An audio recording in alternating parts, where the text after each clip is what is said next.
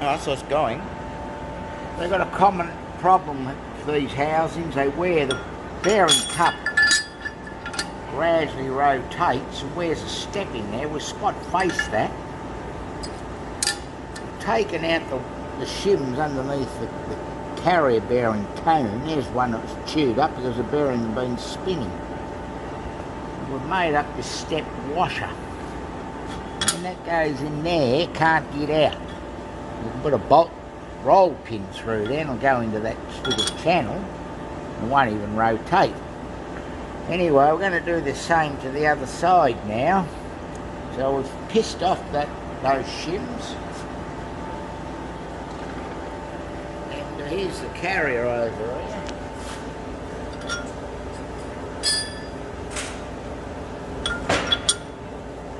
There and down up here. It's a prick of an idea putting these shims in there. They often skid around. I'm just trying to think which one I used here. This one on early this morning before we interrupted. Probably this one, eh? It's a different tool than that.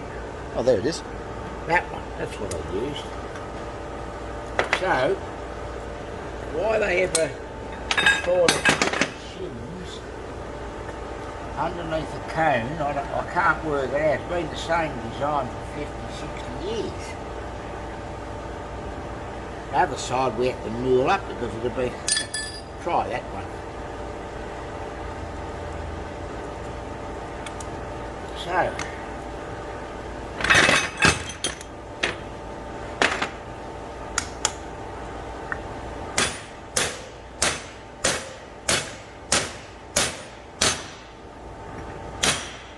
It's got clearance there, so that's right. We'll shorten up this side so it'll protrude through. Right, they clearance now. So all I've got to do is go and make another one of these. Right. That one, we did one at a time, got it pretty well right. So all the shims are over in the press. Bring them over, did you? So what we want to do is go about 10,000 feet of the can. Might get it without even putting any shims there.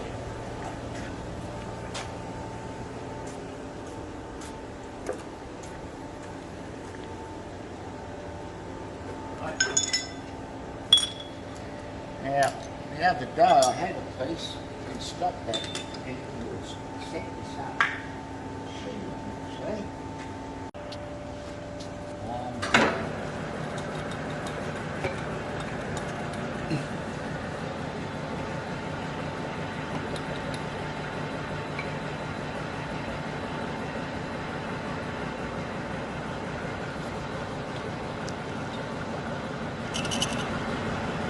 So, 3 mil, one turn, 60 to there, a little bit more, stick there.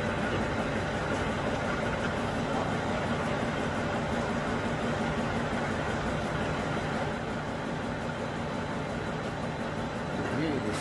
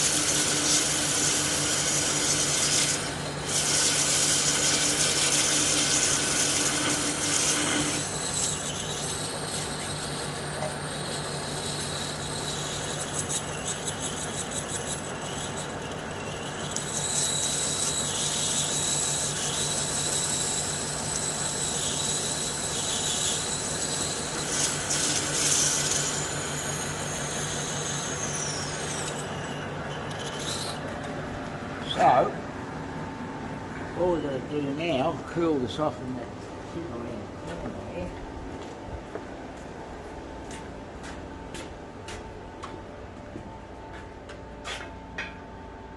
I can handle it. That's it.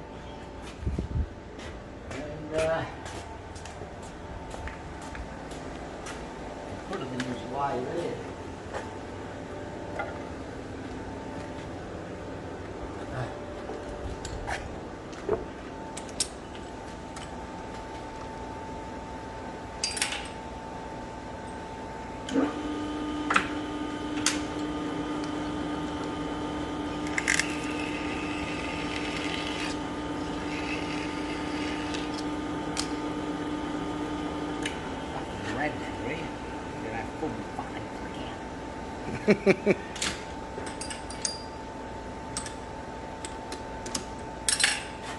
Measure that. I reckon it's about 6. Nice grind, see? 70 at the moment. So we'll just put that on our trusty grinder.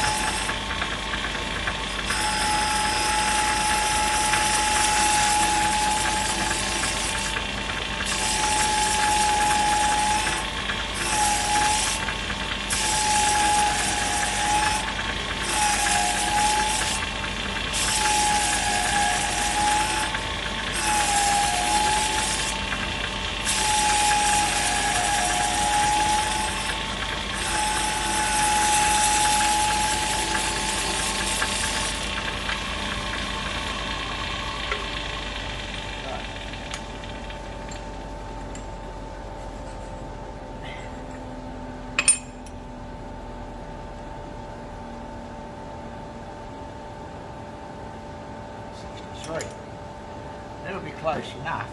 This is only a trial, this thing. Pull this thing off again.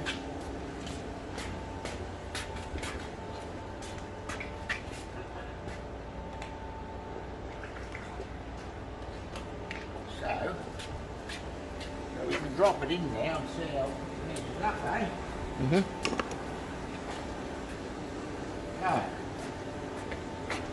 That one's driver's side. Mm. Or ground's side rather.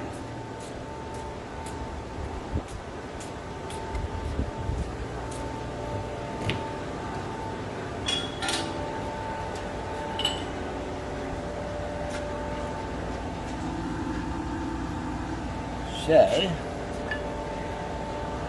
bearings in there.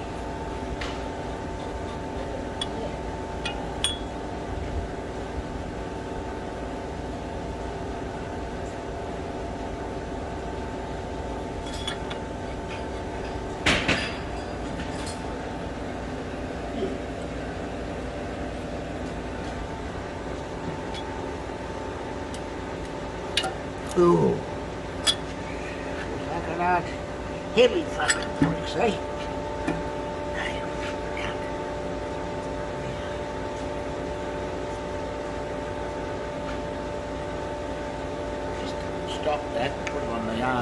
boisterous.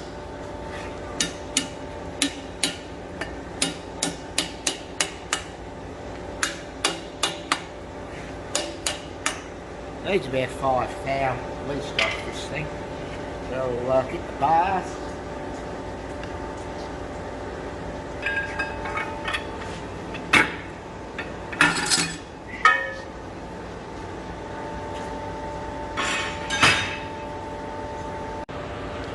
You just went and grinded 5 thou off the washer because it was a bit tight.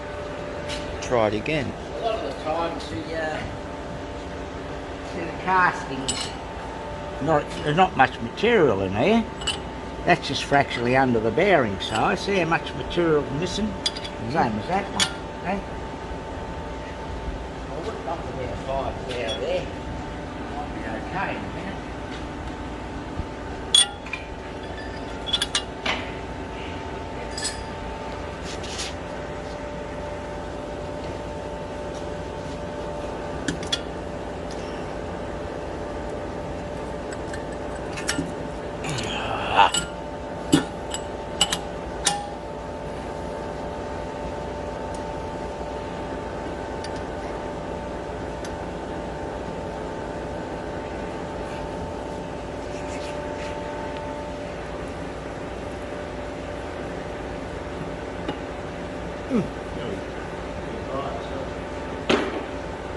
Some gauge with the pinion then.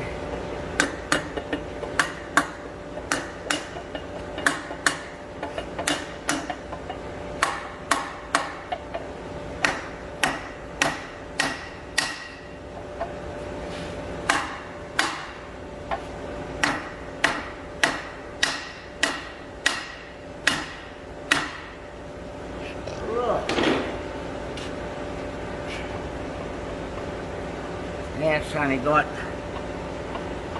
minimal amount of backlash, that. It's a little bit on the tight side. You can always grind some off the back of this cram wheel.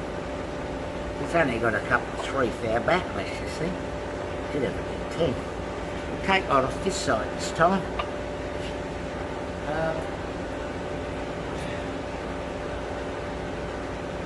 You can always put a shim underneath this with this system without taking the bearings off.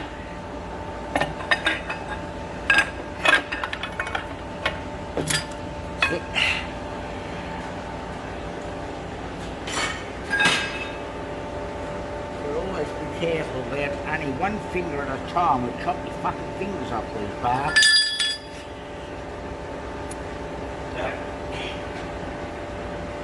So what, you put put a little shim under there? Well, we can shim it up from there, but I'll just take some off this now.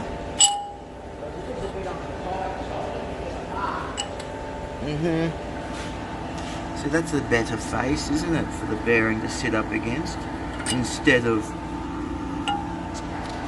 that face. You see that face there?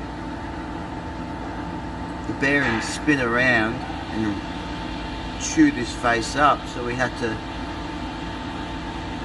get a tool in there and face it back. But then look how thin that is. You make up a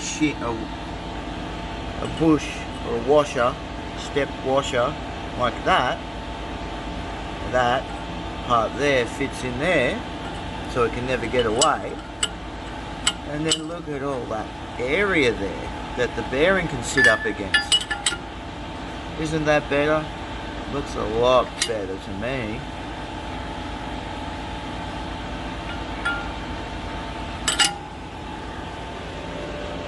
That's just fine.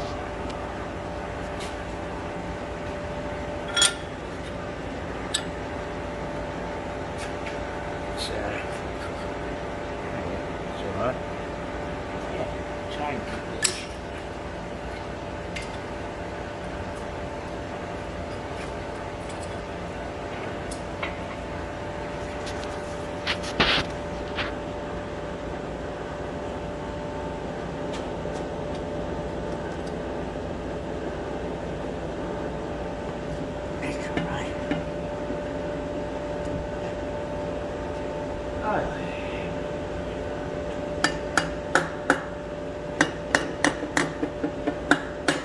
All these holes there for spreader bars are all bullshit.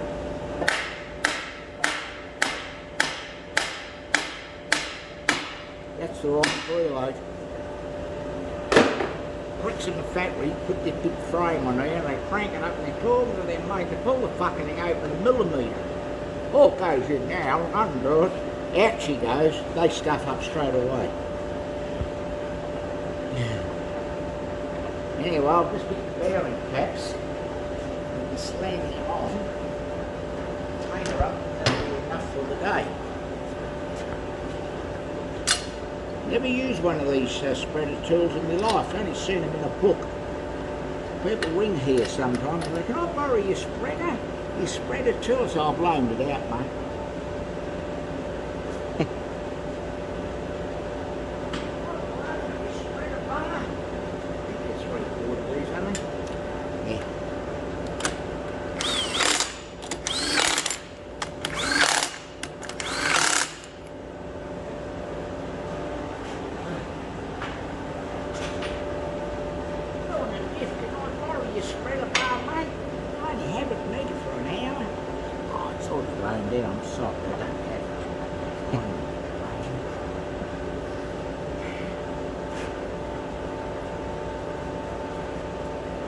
Leonardo paints his, does his paintings.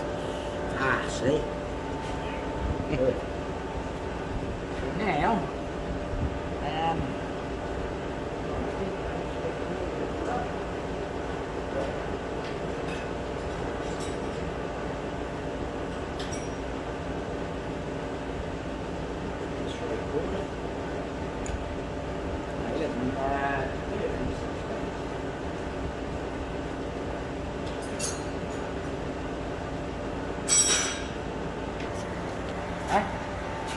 that's the axle out of there. Is it? Well, we'll have a look at the mark, see what it says.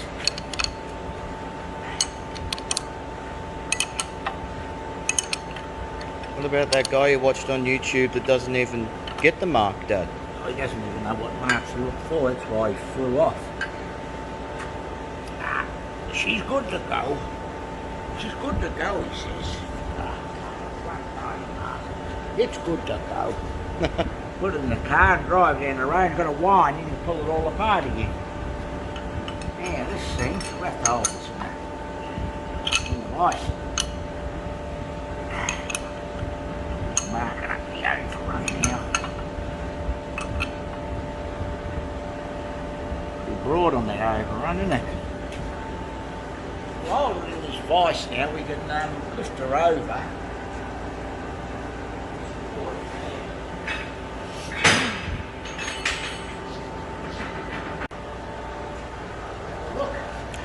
We lift it over to the vise so we can hold it so it doesn't move. Put that spanner over here. Just want to give us a harder mark. This second hand is cramming the pin.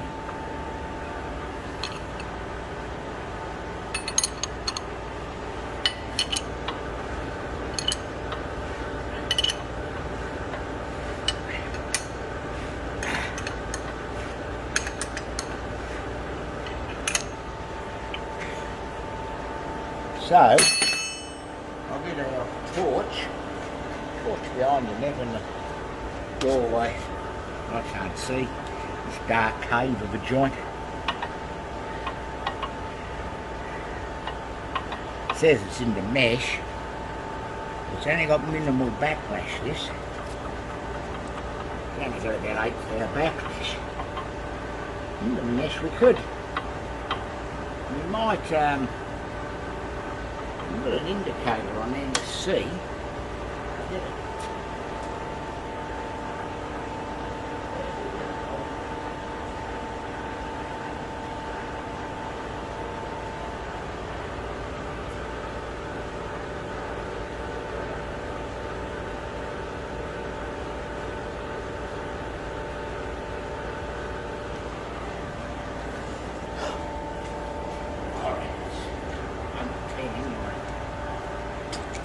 Good.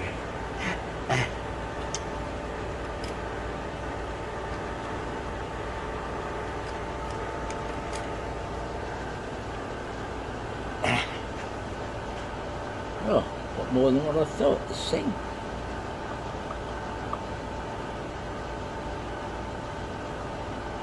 Well, there's 17,000. 16,000. It wants that backlash because it's second hand.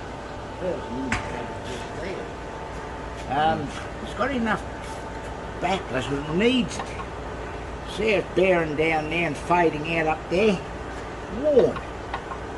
All we've got to do is pull it out and mesh a cup 2 or 3,000 will do it. I'll just leave it at that. Can't do much about that.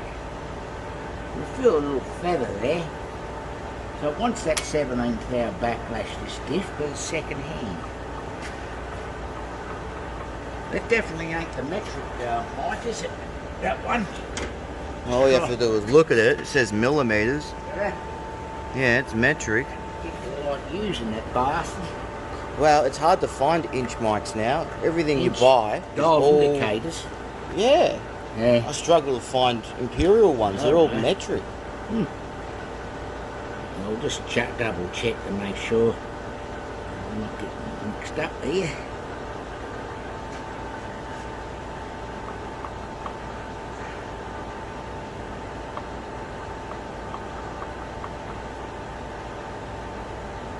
It's about 9,000, isn't it? Right. That is a metric one. Has to be. This one. It is one, I just told you. It says millimeters on it. It's under 10,000, which I thought myself. But I'm going mad and I'm losing touch. So what we can do tomorrow morning, we cut a beer can shim for there and grind 4,000 there, move it over and see how the mark is then. And then we can move it out of mesh if we have to, still. So it's not far away. But that's a much better system, isn't it? As I say, they didn't put enough. The core boxes were all too big.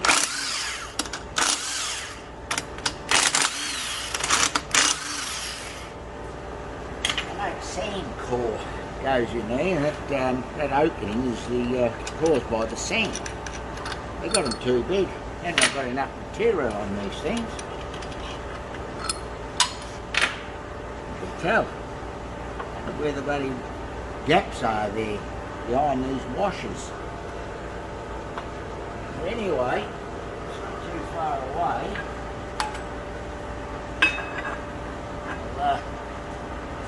This one come out.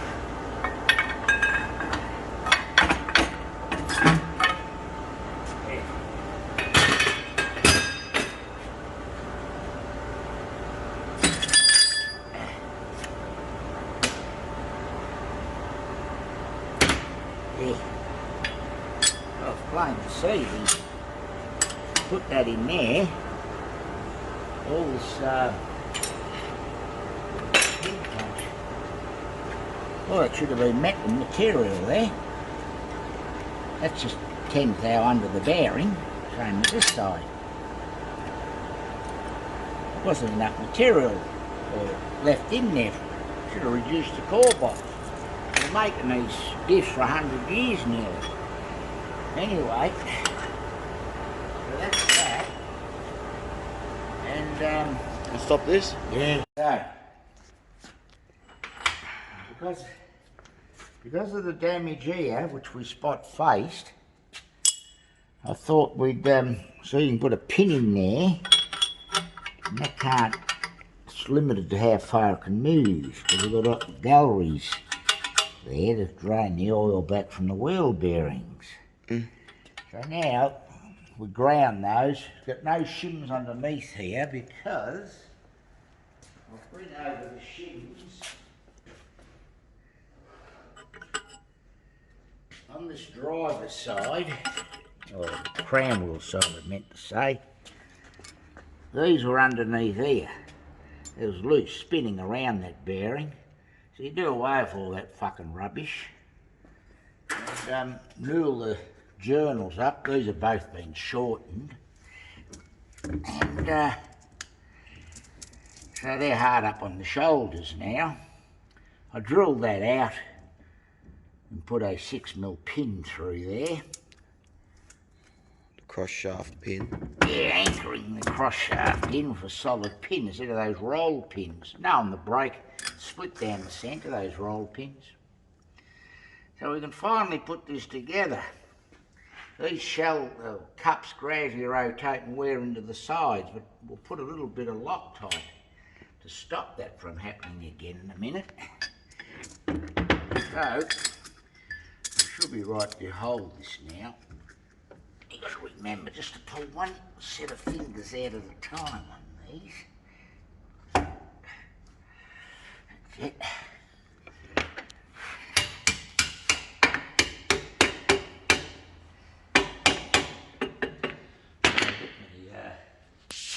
Copper hammer.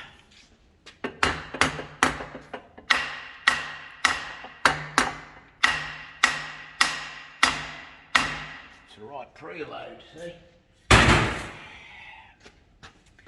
So, this is where we do our trick with the old Loctite, and it'll stop it from skidding around. You can never damage the original part. You can always put shims behind those. Cut some shims, pack them up, but I was able to grind them for the exact measurement to it'll all squeeze out. Now we've got our caps here. They're all there.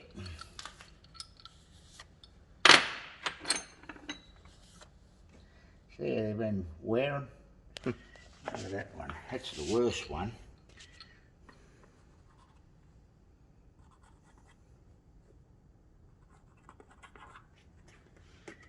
That's the worst one.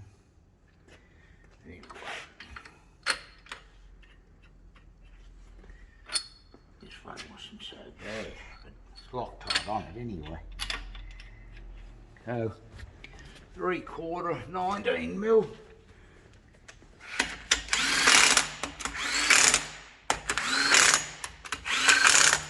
Moved it out 3 thou, come a better mark, this thing.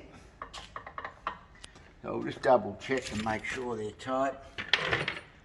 What do you want it? How many? 80 foot-pounds? What do you reckon? Oh, a couple thousand. I set my elbow to the right amount. Mm-hmm. That's about 90 foot-pounds. Yeah. Okay. Where are our torque wrenches? Evie started using torque wrenches. That's it. Yeah.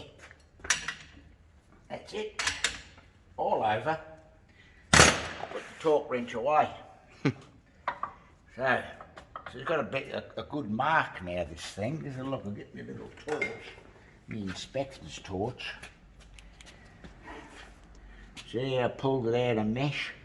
It was down on the toe end of the tooth before. It's a broadish mark coming through here now. It was deep in mesh. So I pulled it out 3 thou. There's the shim, which is underneath the cup. Had the Loctite both those bearings in. They seem to be a bit on the loose side as well. So it's all over this job. So I've repaired it here, welded all that up. I just took the high spot off there while I was on the job. So that's ready to go. I'll go and get these threaded stop for a second. I'll bring these, right. Now this is where the,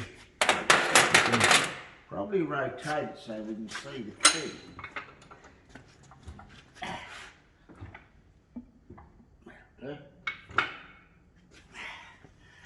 I noticed some of these f350s have this very agricultural method of holding these bearings on. So we made this up. This is a nitrided washer. Now this is stock material that you can buy. Actually goes in the other way. That goes in like that, you see. So then you wind this up.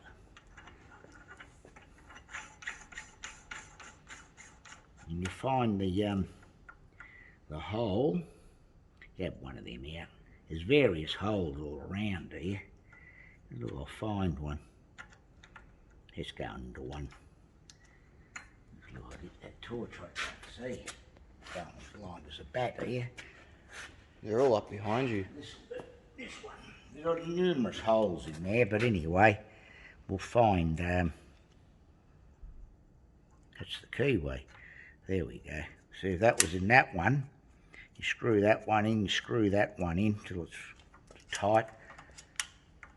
Can't come off because I've got that key. You've got to shear that key. I've seen these things have a nylon lock nut on these f350s, and they've got this pressed little channel.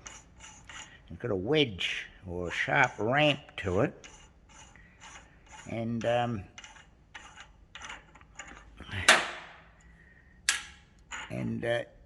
drive this wedge, it's got one's higher than the other, and when you knock it in, it wants to go around like that.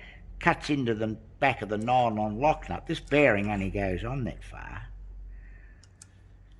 and it's very agricultural, the whole these big dual wheels. I've never seen anything like it before.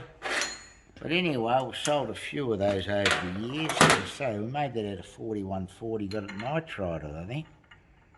And you just get the stock material. This is 12, you just grind it off. And that fits straight in there, like that. Bearings there. Hey? Can't get away, can it? Anyway, we made a dozen or so of those up on the machining centre inside the lathe. Alright, well we can lower this diff down now onto a trolley. If anyone wants to buy this, let us know. A lot better than the standard.